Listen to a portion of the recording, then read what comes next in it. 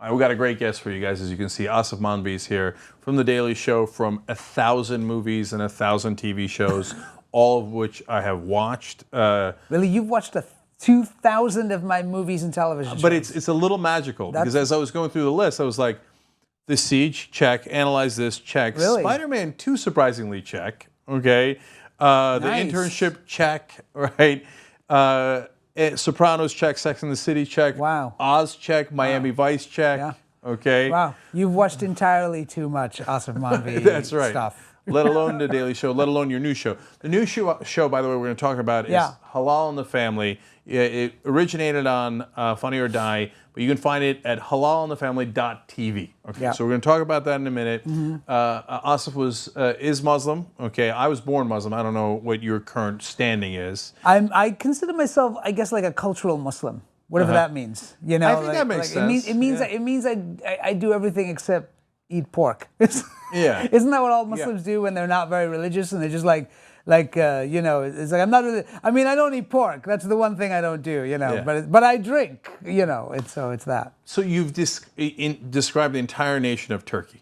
Okay. Exactly. Yes. Right. Exactly. It's like in Turkey, they drink, but they just don't drink during Ramadan. Right. Exactly. Yes. And then if you're drinking alcohol during Ramadan, they're like, "What's wrong with you? You're not a good Muslim. What are you doing?" Yeah. Like, in the Quran, it doesn't say that. It says you're not allowed to drink at all. So you're going to hell right along with me. Let's just be clear about that, right? So they're culturally Muslim. Yeah. I was born Muslim, so I was culturally Muslim, I guess. But at 22, I was like, I'm done with all this. No, none of this is true, and I'm done with it. Yeah. Right.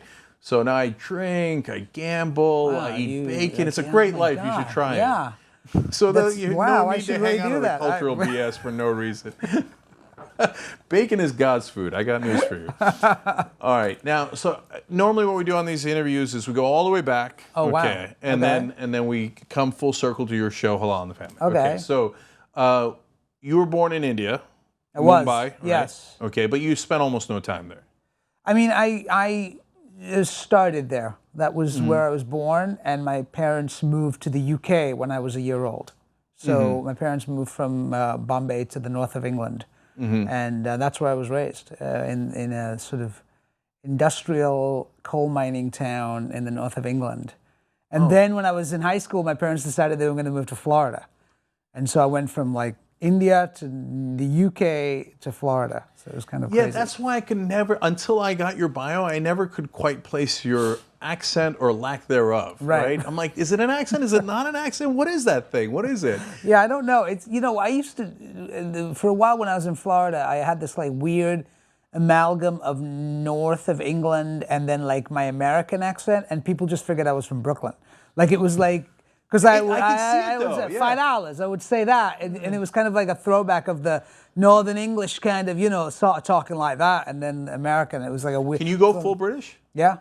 Full British. Give me a little full British. Just like that, I used to talk just like this. I have a totally northern accent like that. Like, I have to swear when I talk British. Fuck you, you bastard. Oh, that's awesome. Do you use the C word when you talk British? Oh, yeah, you're a right cunt, you are. Yeah. Can we swear? Awesome. Can we, we're on the web. Yeah, we can swear. You can swear. I don't know why I said BS earlier. I meant bullshit.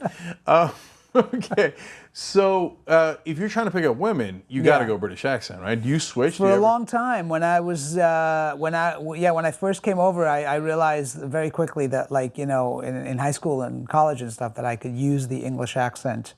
It was just my personality was the problem. The accent worked fine. It was the after that was the problem. Yeah, I'd go to that move every time. I'd go to that well. Totally. And so when you came over to Tampa, that must have been a really trippy thing, because do they discriminate against you because you're British or because you're Indian or because you're Muslim? Right. They must have been confused. How are we supposed to hate this kid? Well, yeah, exactly. It was funny because I don't think people knew what to make of me. When I was in high school and stuff. I think I was like this Indian kid with a British accent. So I think it was just like they were just like confused. I remember actually sitting in a Dunkin' Donuts one time, and this was actually in North Carolina, like a few years. I was doing the North Carolina Shakespeare Festival. I was there, and I was doing a show, and I was sitting in this Dunkin' Donuts by myself, and there was this guy sitting like maybe 2 tables away from me, and I remember he looked at me, and he was like, and he kept staring at me, and finally he looked at me and he said, what are you? And I That's was awesome. like, That's a great question. I was like, what do you mean? He's like, well, you're not black, you're not white. What are you? It was like, Did he and that spit to at me, any point like, yeah, what are you, son? But it was like, it was such an interesting thing because I was like, he really doesn't know. He like really did not know. Like his world had just suddenly like expanded. Like he was just kind of like, I'm seeing something that I've never seen before. So, you know, yeah. So I like when you confuse racists and they don't know how quite to hate you, right? They're like, wait, am I supposed to I hate don't you even know. Yeah, I don't think because he you're was brown, because you're Yeah. Muslim? I don't know. I don't think he was help even, me out here. I don't think he was trying to hate me. I think he was just like genuinely. What was scary about it was, it would be one thing if he was just a racist and he was just like, I hate people, you know, Muslims or anything. He was genuinely trying to figure out like what the hell I was, because he was like, are you Mexican? Like, what are you? No, it's like just that. Yeah, he's got to button it up in his mind. That makes sense. So the show Halal in the Families is about being Muslim in America, right? Yeah. So what was your experience? Because I don't know why. Maybe it's because I looked Italian and I grew up in New Jersey, so people maybe assumed I was Italian, and my name Cenk Uygur doesn't make any sense, so you can't quite place it. So I actually didn't suffer any discrimination. Right. Like when I first came over, there was a little like, oh, you're from Turkey, gobble gobble. Do you eat your family during Thanksgiving? Yeah. But you know, a couple of punches here and there, and we were done with that, right? So overall, I was fine. Did you get discriminated against? You know, when I came to America, it was much more about being Indian for me than it was about being Muslim, because I didn't really identify as a Muslim that much, you know, and so, you know, I wasn't particularly religious. I didn't come from a very, very religious household, and you know, but it was much more about the Indian thing that where if there was any discrimination or if there was any kind of confusion about my identity or whatever, it wasn't until much later that the Muslim thing happened for me. It was really after 9/11 where suddenly then like the identification as a Muslim became something that I dealt with, you know, and also like I sort of felt this need to kind of, well, you know, after I got on the Daily Show, of course, like it was definitely something that identified me because I saw so much stuff going on in the culture that was like just misinformation about Islam and like Muslims and all this stuff that I just was like, I you know, I've got to say something with this platform that I have, you know. So I mean, I remember like for me, the moment that I knew that like something was wrong was when soon after 9/11 there was some pundit on some talk show, on news talk show, and he was talking about the Muslim holiday Eid, and he was saying how in English, and this is in English by the way, it's spelled E-I-D. That's one of the spellings. It could be spelled I-D, I-D-D, you know, it's like, but E-I-D is one of the spellings, and his whole sort of assertion was that if you spell it backwards, it spells die. Oh God, that's so profoundly stupid. Islam is imbued with backwards satanic messages, like a Led Zeppelin album or something. You know what I mean? So like I remember, I remember Arabic, you fucking schmuck. Well, that's the other thing. It's not even supposed to be written in English, right? So I just remember seeing that, and that was like a penny drop for me. I was just like, oh, something's gone.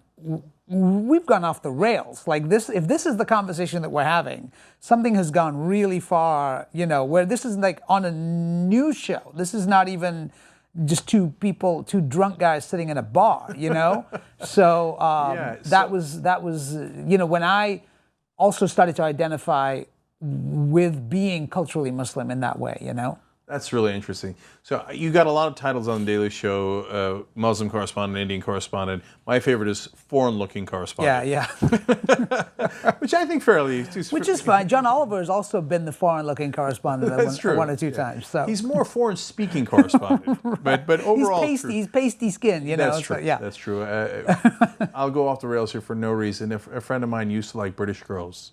Right? When we were growing up, and his slogan was "the pastier, the tastier." So I'm not sure if John wants to take that on, but okay. So now that's fascinating that you. So you think after 9/11 it's gotten worse? Do you think that and you've noticed it, and the country's gone backwards? Because in my experience, you're right. Like when I was growing up, people roughly knew we were Muslim, but they didn't really give a shit. When I was growing up, nobody knew what a Muslim was. They you know, you'd say Muslim, and they'd be like, they thought it was a type of cloth. You know what I mean? Like it was literally like, and I think after 9/11, America was like in this place of like, well, what happened?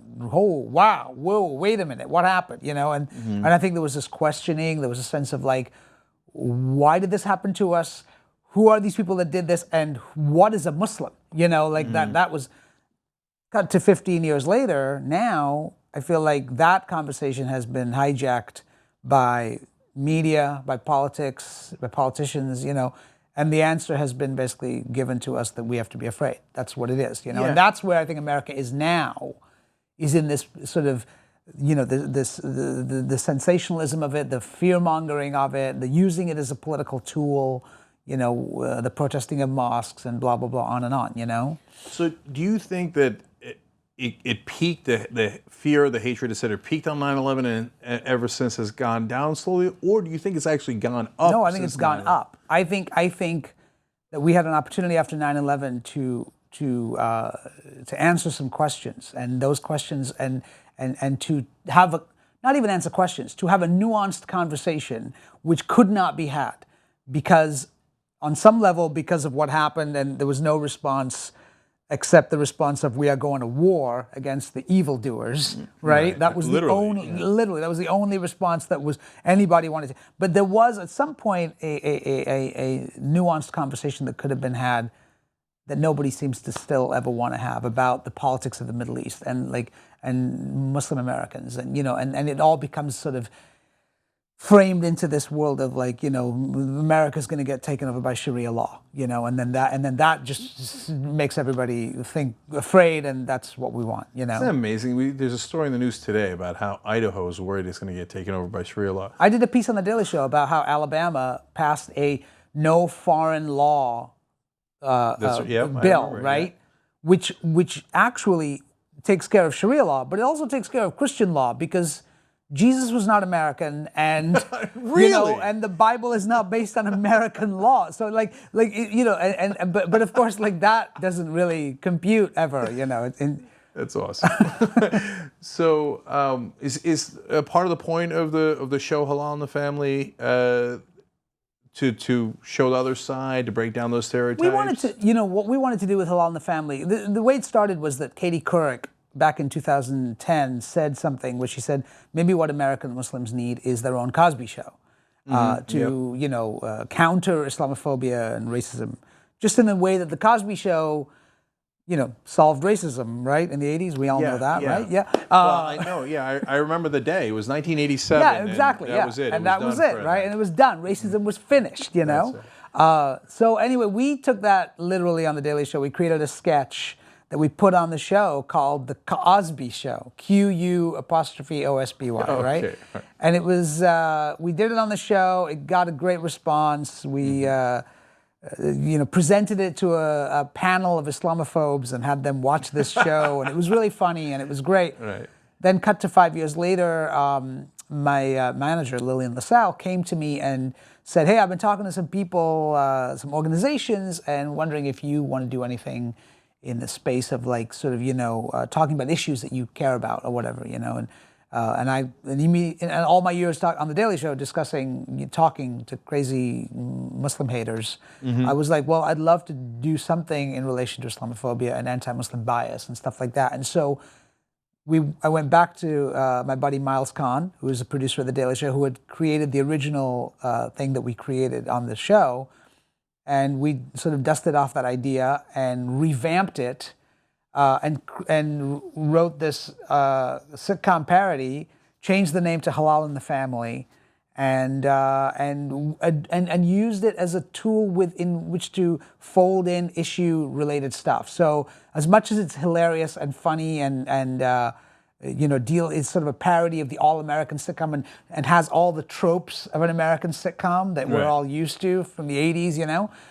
It also addresses certain issues about racism, bigotry, you know, and stuff that specifically American Muslims deal with, like, you know. Which All in the Family did back in the day as well, you know, and so it makes sense. All in the Family is actually a great example because, you know, the title is an homage to All in the Family, and they were dealing with social and racial and political issues of their day, actually, in a similar way. And actually, Norman Lear was one of the people that gave us a little bit of money to he contributed to our Indiegogo campaign. Oh, so it was like, that's awesome. It was very nice. Yeah. So it's halalandthefamily.tv is where you can watch it. You did an Indiegogo campaign to start it up? Well, we did an Indiegogo campaign. We actually had shot it, and then we needed more money to finish post-production and do the marketing of it. And you know, when you're doing this kind of thing, we did it for like very little on a shoestring. Like we needed to pay people. You know, people work for nothing, right? So and that's what we figured out here. You don't have to pay people. Yeah. No, everything's going to work out. I wish we had known that. I wish we had known that. Yeah. But you know, to be fair, like people really did donate their time. We have some great cameos in the series as well from the Daily Show alums, like Samantha Bee, Jordan Klepper, Jason Jones. I knew Samantha Bee was Muslim. I knew she it. is, right? Yeah. She and she doesn't eat pork. It's pretty amazing. And we got also Black Thought from the Roots, who came in and who is Muslim, and he came in and did a little cameo for us as well. So our show Think Tank, we have a bunch of shows in the network, did this great piece.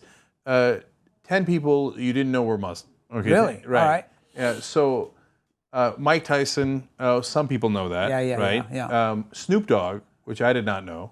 Okay. Yeah. They claim that because Shaq claims it, that Shaq is Muslim. He's got a funny way of showing it. He's got a Q right there in the middle of his name, so that could be. That's totally a Muslim thing. But I was like, oh, that's pretty cool. Oh, Dave Chappelle. Dave Chappelle, yeah. Yeah, No, there's I didn't a lot. know that. I mean, Dr. Oz. Well, Dr. Oz is Turkish, and he operated on my uncle, so he did? that one I know. Yeah. Oh, okay, so there you go. I mean, there's a lot of, I think that look, there are a lot of American Muslims out there, in the sort of South Asian community, the Middle Eastern community, and the African American community, and I think that what we're trying to do with this show is just address a lot of the issues that American Muslims deal with on a regular basis, like surveillance by the FBI, like the protesting of mosques, cyberbullying, these are the issues, the media, the use of politicians and media using Islamophobia as a political tool, Yeah, actually, come to think of it, we found out that the NYPD was spying on Muslim students as far out as in New Jersey. Yeah. And in fact, they found a place in Rutgers where they were doing that. And my two nephews went to Rutgers. Right. And I'm like, if they were spying in on them, boy, they got an eyeful. Right. But it wasn't anything to do with Islam. That is always the danger of spying on college students, right? Yeah. That's right. And so I thought, what a tremendous waste of money to find out what those two knuckleheads were up to. Yeah. But so now, one of the issues that's come up is the Bill Maher, Sam Harris, Ben Affleck controversy. Yeah. And I have to confess that I'm in the camp that I think that they overgeneralize, right? Mm-hmm. And then they get really mad when I say that. Yeah. But then not them, but then the people online will say, "Oh yeah, you're a Muslim apologist." Like, I think you just overgeneralized. But anyway, so do you have a take on all that? Well, I think, look, whenever you are going to identify an entire group of people based on its fringe element, there's only one reason to do that, and that's because you want to.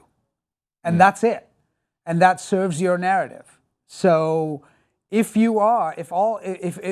that's the argument that you're making, like, that all Muslims are terrorists, that, like, Islam is somehow incompatible with, I mean, there was a great article in Time recently about, like, the fact that there's 150 million Muslims in India, right? Mm-hmm. And practically none of them have joined Al-Qaeda. So, like, how does that, if somehow Islam is incompatible with a democratic society, then explain India to me, Right.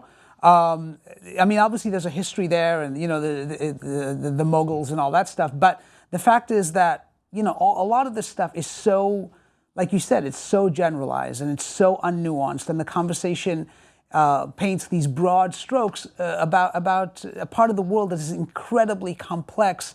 You can't even say that all Muslims are the same. Like an Indonesian Muslim is very different than a Saudi Wahhabi. It's like they're night and day. So to paint all Muslims under one brushstroke and to sort of say, like, everybody is even in terms of like the Hebdo stuff, when you have like the stuff, there's actually a tradition in Islam of creating images of the Prophet Muhammad. A lot of people don't know that. You can go back into Islamic history and find Muslims that have actually created images of the Prophet Muhammad, and it was actually done in honor of the Prophet Muhammad. It could be that perhaps some of the times that people are upset in the Muslim world about the images of Prophet Muhammad is because it's depicted as making fun of him, right? Right. And it also ties into a whole world of like the way that part of the world, it ties into colonialism, imperialism that goes back centuries, the stealing of oil, the stealing of land, and so all of that plays into, the psyche of the Muslim world, and a lot of that stuff does not get talked about, and is not conducive to trying to create a narrative that just paints all Muslims as terrorists. I think your question as to what end is a great question. And I had Sam Harrison here. We had a 3-hour conversation. Right, and right. I thought it was really interesting. But one of the things that I thought didn't get a great answer was, he says, well, Islam is designed and writes in there that it's against people who don't believe in Islam. So they're driven to violently act out. And again, you can, Sam will say there's a lot of nuance in how he phrases that, right? But they're driven to fight against people who are not Muslim, right? Now, and he acknowledges the Old Testament is actually the most barbaric book. It slaughters everybody, etc. But he says the vast numbers of Jews and Christians don't do that anymore. But they don't say all. They say vast numbers of Muslims do that. But I thought, well, if they're driven by their religion, well, Muslims used to rule the Middle East completely. They had complete power, right? There was the Arab Empire, there was the Ottoman Empire, there was the Seljuk Empire, and they didn't kill all the non-Muslims. Right. They didn't kill the Jews. They didn't kill all the Christians.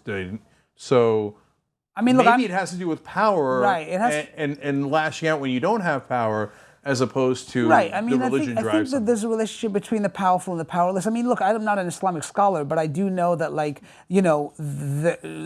if you go throughout history, there have been many occasions where Muslims and Jews and Christians have lived side by side in complete peace and harmony. I think it has to do with the power structure. It has to do with politics. It has to do with disenfranchised people in parts of the world, even acts of terrorism are committed by young men who feel on some level disenfranchised or powerless or have nothing else. You know what I mean? No. Yeah. I mean, if I lived in Gaza, what the hell else am I going to do? You know what I mean? I'm living in an open-air prison, and, if I blow why not? Why not strap They don't a have bomb? much to lose. Yeah. It's like the kamikaze pilots. They didn't do that when they were winning. Yeah, exactly, right? yeah. When they were out of ammo and they're losing the war, they're like, okay, let's send in the pilots to just crash into the ships. I mean, look, I'm not saying that there's not issues within the Muslim world that need to be addressed, and the fundamentalism and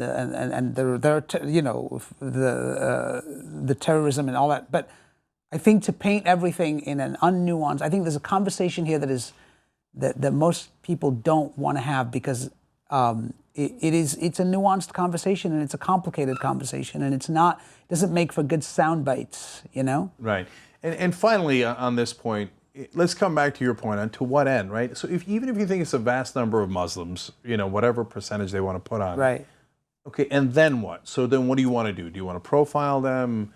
Do you want to take some sort of preemptive action? Right. What do you want to do? What do you want to torture? What do you want to do, right? And I don't know what their end goal is. Because if you want to fight against Islam, then I'm with you. I don't believe in any of the religions. I think they're all wrong. Right. When the Muslim radicals say you can't draw the Prophet Muhammad, that's against Islam. Yeah, but I'm not Muslim, so I can draw them all I like, right? Right. You don't want to draw them, God bless. You have to also realize that those people are using that as a political tool as much as they're using the other side of it as a political tool in the West. I mean, for me, the Hebdo attacks, when I look at that situation, it had nothing to do with freedom of speech. It had to do with a terrorist. It was a terrorist act, right? And what happens is that you can wave the flag of you can't draw the image of the Prophet Muhammad and try to get the entire Muslim world on your side. And then on this side, you've got freedom of expression, wave the flag of freedom of expression, and you've got the entire Western world on your side. And now you have a war of cultures, which completely like doesn't have the conversation about what those attacks were really about, which was most of those people were disenfranchised, Middle Eastern youth living in France, and what is that about? What is, why are people joining Al Qaeda? It's not because they're fundamentalists. They're praying 5 times a day. You know what I mean? It has to do with politics. Yeah, a lot of the 9/11 guys went to strip clubs. Yeah, exactly. Before they did the bombings, right? Yeah. And I think that they look like the mass killers here in America, the ones that you Columbine, etc. Well, that's the thing, right? They're looking for glory in all the wrong places. Yeah, it's the same thing. When a white guy goes in and like blows something up or hacks people to death, it's always like, oh, he has mental problems. He went off his medication. Right. But if a Muslim guy does that, or a Middle Eastern guy does it and just yells Allahu Akbar, suddenly it's Islam. Islam is the problem. Yeah. Islam is the and that's where we end up. That's where the conversation ends up. Yeah. No, absolutely. So. Now that we got that out of the way. All right, yeah. So I want to go back to how you got into this business in the first place, because I that's my favorite part of all of the career track stories. Like, right. Because you come from an immigrant family, where we come from, like media, entertainment is not in the equation. Yeah. It's not acceptable, right? So did your parents flip out? Or were they supportive? How did that happen? My parents, like all immigrant parents, were not thrilled that I wanted to pursue acting as a career. But I sort of wanted to be an actor when I was very young. Like I would watch American television, and like I grew up in the UK, right? And I would watch like Happy Days and the Fonz and all this stuff, and like kind of like want to be an actor. In fact, it was my mother was the one who actually. When I told her that when I was a young kid, I told her I wanted to be like the Fonz. And I was just about to say, hey. I would do the whole thing. And then she said, I remember she looked at me and she said, no, you want to be like Omar Sharif. And it was like the first brown, and then she introduced me to Omar Sharif, who was the first brown guy in a Hollywood film who was not playing a native. He was not playing like some servant or slave, Right. He was a guy who was making out with like a hot blonde chick, And I was like, that's awesome, Right. So like I think I started taking acting classes and stuff when I was very young, and I think my parents probably thought it was going to be a phase that I would grow out of, but I didn't, clearly. So Right. Given what you just said, I bet that my guess is, you tell me, that you probably got offered a lot of roles where it was not Omar Sharif. Right. Right? Yeah. There's a lot of stereotypes, yada yada. So how do you feel about it? Do you play those roles? Do you not play those roles? How do you handle that? I mean, look, when you're starting off, you just play whatever roles you can, because you're trying to build up your resume, you're trying to like get work. So there were many instances where like I would go in to audition as a snake charmer, and then I remember like once I went in and they were like, do you actually know how to snake charm? They actually asked me. You didn't put that in your resume under skills? And I wanted the job so badly that I was like, I don't, but I'm Indian, so it could be in my DNA. I might just figure it out somehow, But yeah, there were a lot of those kinds of, roles where you're paying your dues, For me, it's always really been about the character, and I have no problem playing a cab driver or a terrorist or a doctor or whatever. But for me, it's always about what is the character? Is it if I'm going to play a terrorist, I want him to be an interesting terrorist. You know what I mean? I want him to have some like views on terrorism. What are his thoughts? I don't want to play some like just generic jihadi who's like just screaming death to America. Give him a point of view. So that's all I ask. Was Miami Vice your first break? Miami Vice was the first on camera thing that I'd done. I was still in school when I did that. And so how did you get it, and what did you play? I got it, it was a workshop that I attended for the casting director of Miami Vice. I was in Tampa, Florida at the time, going to school, and the casting director came up and she did this workshop on camera acting kind of thing, and then called me a week later and said, hey, there's this audition for the doorman outside the Biltmore Hotel in Miami, Florida. Yeah. And just like all I had to do was I got 2 lines with Don Johnson, and I remember like I was like, yeah, and I rented a car. I drove down to Miami. I like auditioned for this thing, got it, and that's how I got my SAG card actually. That's awesome. Yeah. See how the whole world comes around, and I'm wearing my Crockett jacket. Yeah, you are. You've got exactly. Except you don't have the sweat pits. Yeah. I know. Well, that's because we're not in Miami. If we were back at the Biltmore Hotel, I would. That's true. Trust me. Yes. Trust me. I'm a sweater. So Turkish. yeah. What can we do? Oz. What did you play in Oz? In Oz, I played the dentist, the prison dentist. Who? Were you raped at all or no? Because I think everybody was at some point. You in mean Oz. on Oz? Was I raped? On Oz, yeah. No, I wasn't. I wasn't raped. I actually got. It was a fun role. I got to work with my buddy Rick Rogers, who was playing one of the white supremacists, and he needs a gum graft, and I tell him that I have grafted his gums. With the gums off an African American cadaver. I think I remember that. And he freaks out because he's like, "How can I have a black man's gums in my mouth?" And so he doesn't know how to deal. He has a whole mental breakdown around it. But it was great. I got a great fight scene in there actually. So okay, yeah, no, Oz was nothing but fight and rape. Yeah. So that's what I remember from Oz. So and by the way, every actor in that has now become like gigantic. It was huge stars. It was like I only did a couple of episodes of it, but it was a lot of fun and it was great, and it was just fun. It was funny because like I could always tell like when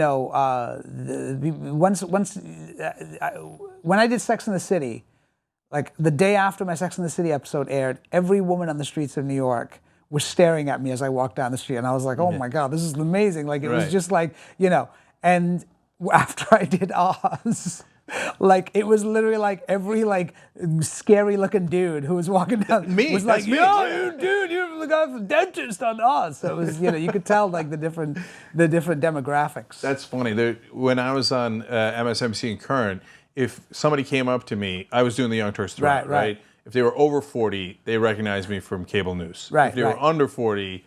They recognized me for the Young Turks. From porn. From me, and porn, of course, to be fair. I'm a huge in the bear community.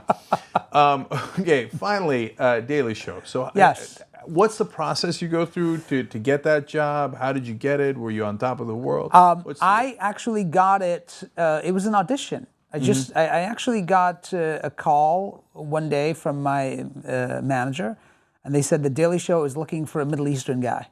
And they're looking for a senior foreign-looking correspondent. They were, and I remember thinking like, this is the worst Homeland Security sting operation I've ever heard of in my entire life. It's never gonna work. Right. Or I thought they were gonna I was gonna end up like we're wearing a fake beard, yelling "Death to America" or the turban, and Right. And so I actually turned it down. I actually said I don't want to go in. Really? Yeah. I actually said I'm not doing it. That's why you got it.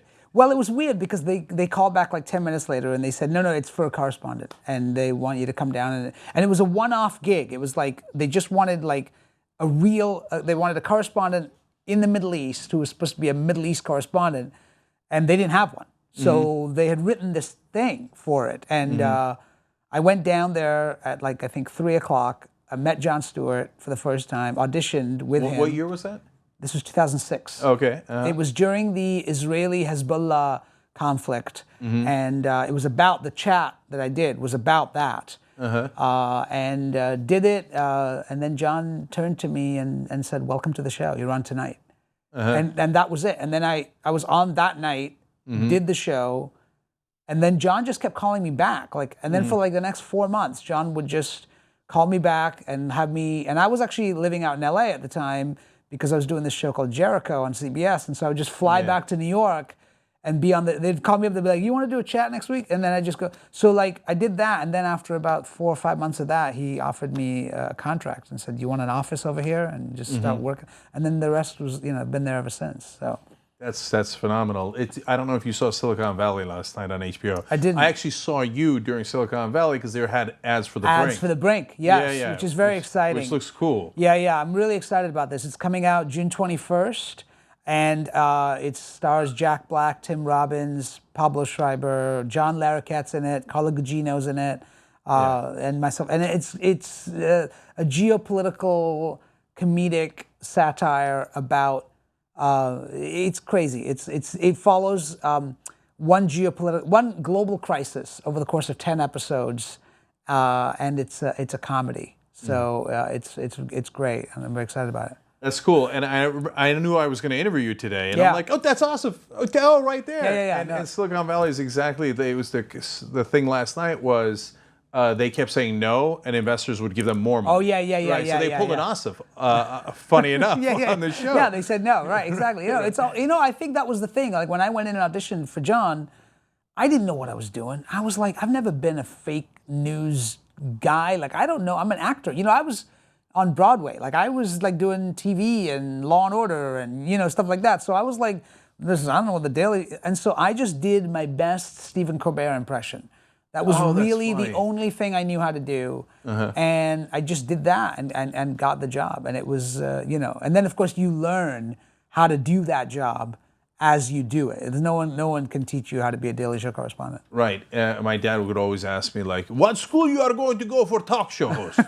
Like his dad. Let us go. Yeah. So, but I figured out everything. So that's what Trevor Noah must have done. He must have gone in and be like, "No, I won't take it. I won't take it at all." Okay. You turned it down like 5 times. Yeah. No. That must have been some drama. Anyway, we'll save that for another day. HalalInTheFamily.tv. Yes. Okay. It is the new Cosby Show.